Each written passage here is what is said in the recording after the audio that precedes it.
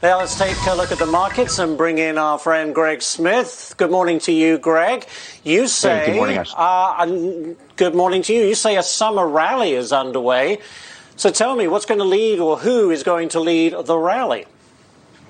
Well, Ashley, what a difference a month makes. In just the past week, I had the pleasure of going to a comedy club. I saw a disappointing Yankees game yesterday where they lost. I had dinner out with 13 friends in a restaurant, and I saw the Friends Experience, which was an homage to the TV show here in New York. I've talked about business travel getting back, and it's going to get back in earnest in a very big way. But what does this mean for the markets? People feel good. They have money in their pockets. A month ago, I shared with you my silly theory on May 17th, tax day. That was going to be the day in which retail investors were going to actually understand how much money they had left to invest. And almost right on cue, we saw the meme stocks like GameStop and AMC take off. Some of them, AMC probably doubled from the May 17th tax day. And right now, I think you look around, we finally had the NASDAQ and the Russell 2000 trade above their 50-day moving average last week. You're seeing a breadth in the market, a shift back to growth stocks. I think growth stocks are going to lead this summer rally. It's not going to be a sell in May and go away year. We're probably going to see a little bit of a rotation out of value into growth.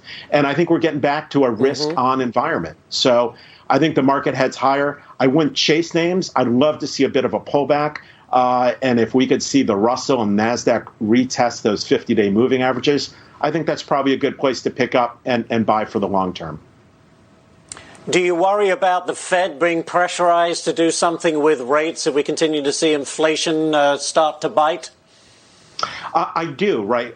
Inflation is going in one direction. Rates are being kept artificially low. Measured inflation is really not real. We all look around. We see that companies are being forced to raise prices to their customers. Their prices are being raised. That's all being passed on. And we as the consumer, we see it, whether we're trying to get rental cars, book hotel rooms, buy tickets, or do things. Things are going to cost more, and prices will be going up.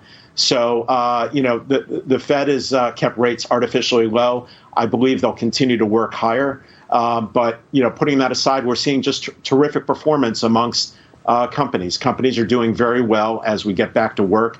And come the fall, I think, it's going to be business as usual. We'll feel like very quickly, we're back Greg, in a pre-COVID. Is there one particular stock you like?